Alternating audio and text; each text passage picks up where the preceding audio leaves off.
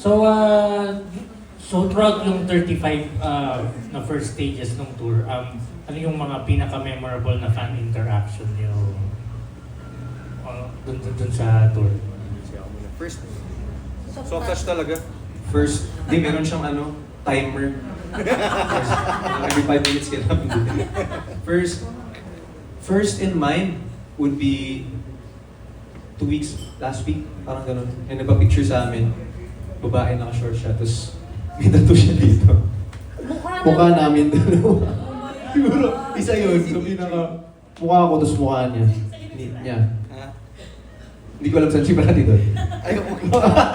Ayoko makita. Dito. Tapos yun, isa yun. So parang, galing nito, pero kakaiba. Wala nga kung tattoo na mukha mo. Siya meron. Oo, laban siya. Isa yun, sa unique sa akin, so far naisip ko. Yung may nagpabasa, kasi ginagawa po nila. So this is also one of those times na parang unique to every stop is meron silang mga sarili-sarili nilang sign. So like, the more creative the sign is, mas madali namin napapansin. Tapos sinusulat nila din yung mga ginagawa nila. Tapos yung isa sa mga nabasa ko yung magpa-picture ka sa akin kasi nagbenta kami ng kambing para lang makabili kami ng VIP ticket, ganyan. So, I think isa yun. Tapos yung Mga checklist. Oo, yung syempre sa 35 shows na nagawa na namin, meron mga between talaga na tawag namin sa kanila ang OOA. Nanood na po sila ng SNM ng mga may nanood na ng 7 times, 8 times, ganyan. Tapos gumagawa sila ng parang attendance checklist. Tapos every time nandun sila, i-check namin yung attendance kung saan sila umattend, ganyan. Tapos magpipicture kami. Yun yung mga like one of the fondest memories with fans. Ikaw, Dirk? Sisigaw ka nung... Hindi ko sisigawan ka lagi. Well, hindi ko yung umabot tayo sa gender reveal. Oh, yun. That random moment na parang may nagtaas ng Gender Gender reveal, reveal. please. Tapos parang nag-talk pa ako kay TJ. Tawagin mo ako. Tawagin mo, may inisip ako. Tapos siya lang kasi nakakarinig sa akin sa in-ear niya pagka nag-talk pa kami. Tapos tinawag ako ni TJ, tapos ginawa namin yung gender reveal using the bracelets. So it's either, nag-flicker lang siya, tapos So lahat ng tao nakaganon. nakataas lang yung kamay ng mga tao, tapos parang kapag pink, babae, pagka blue, lalaki. So we had to double check. Kasi baka mamaya mali yung Tapos binigyan namin siya, parang binigyan namin siya ng, kumbaga ng gender reveal na hindi niya inaasahan. Yes. So, ito sa, kumbaga like aside from yung mga, ang never talaga nag-fail na nakakataba ng puso yung mga proposal. Kasi talagang you'll feel the love every time na nangyayari yung moment na yun. And yung gender reveal din ganun, kasi nga, sobra yung reaction nila, di ba, pinost namin yun. So, ang sarap lang makakita ng ganong emotion na buhay live. So, tama sinasabi nila, every show may bagong nangyayari.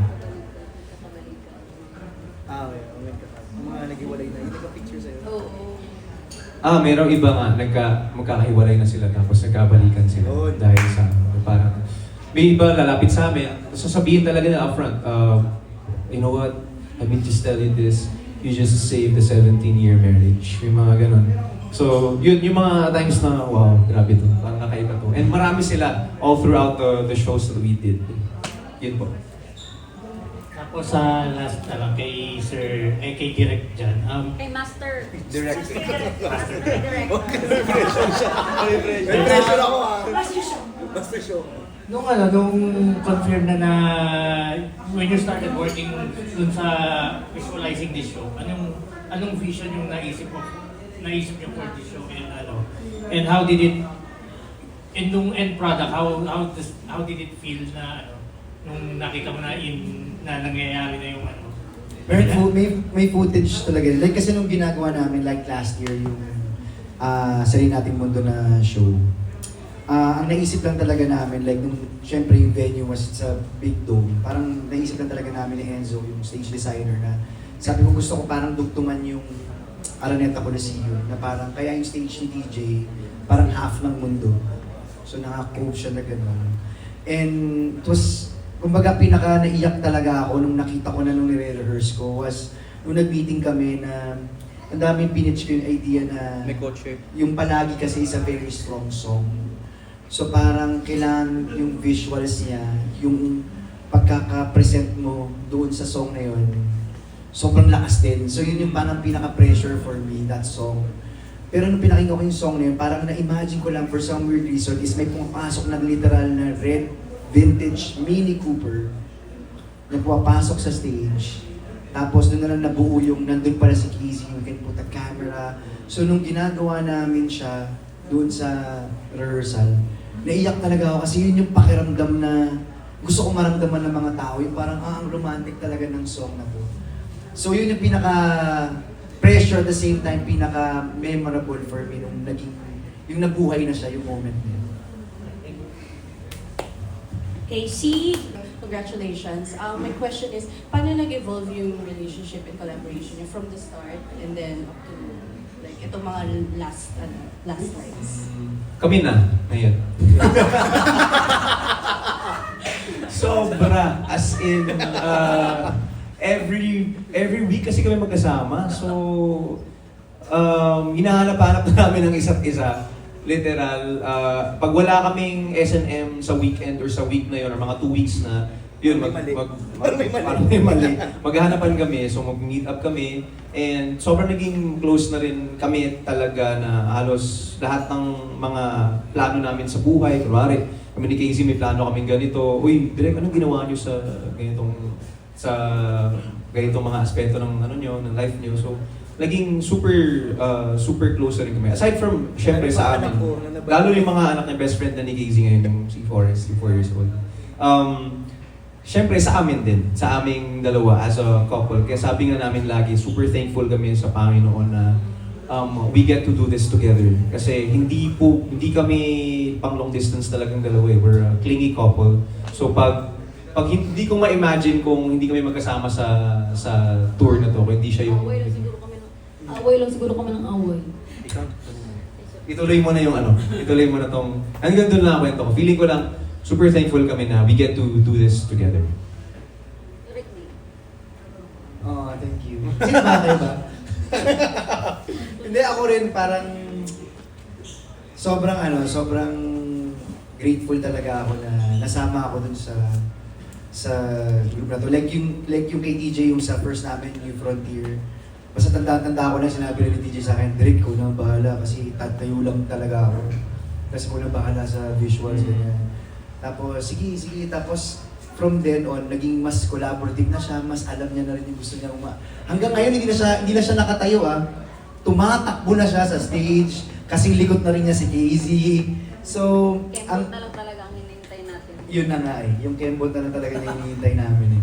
And ang sarap na to work with friends now, kasi nga parang, ang sarap lang nung magkaibigan kayo, pero pagka nasa show kayo, parang kayong, you have that certain respect na, sige, work tayo ngayon. O, direct may gusto ko, o sige, gawin natin, ganyan. Pero pagkatapos nun, wala, balbala na naman. So yun yung ang sarap yung buong team, yung relationship ng buong team, ganun. Kaya, ang pakasakit na 5 show na lang talaga.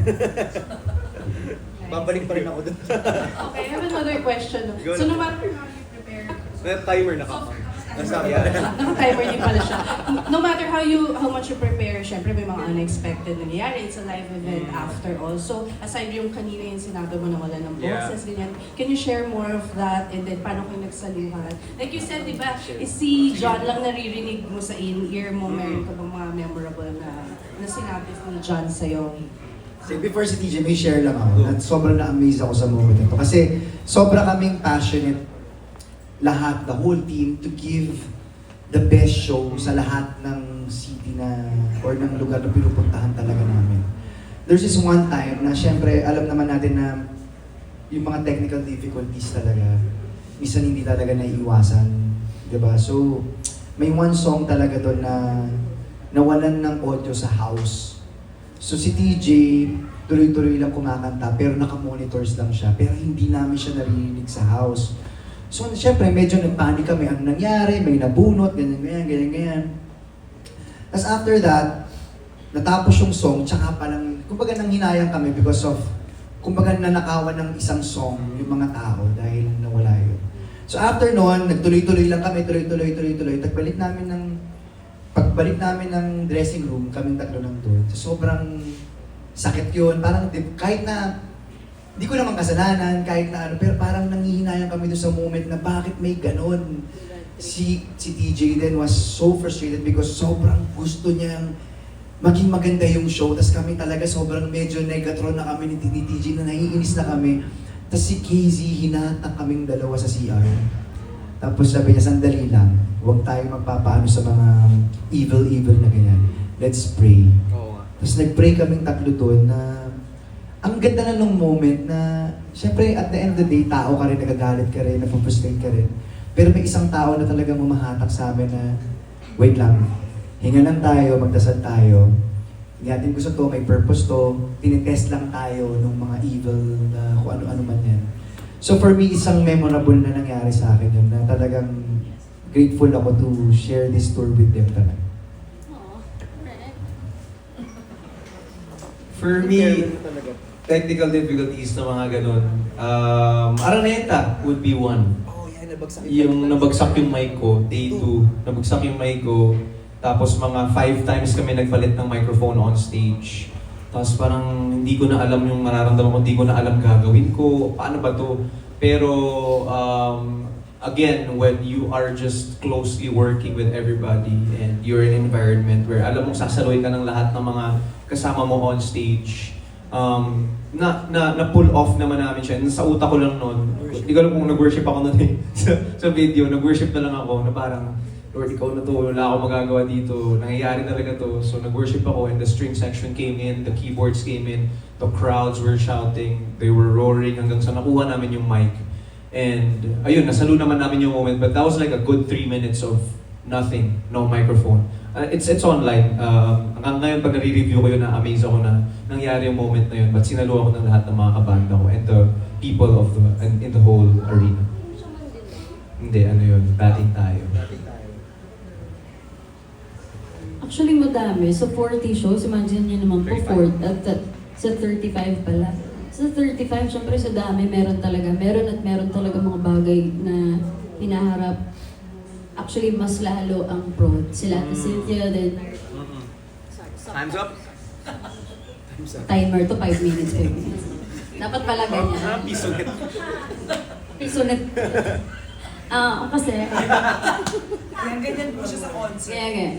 So, yun na nga po, yung prod talaga yung pinaka humaharap sa lahat ng problema. Yung iba nga, hindi na namin nalalaman hanggang ngayon.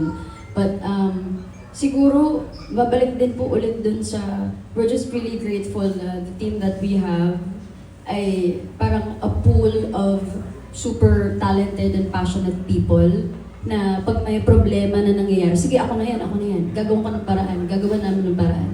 Ganyan. So hindi lumalaki yung problema, imbes na tinatambayan yung problema, pinalalaki, pinabibigat, lahat nag-chip in para pagaanin yung struggle, yung problema, and to always make it seem like the problems don't even matter when we're doing the show.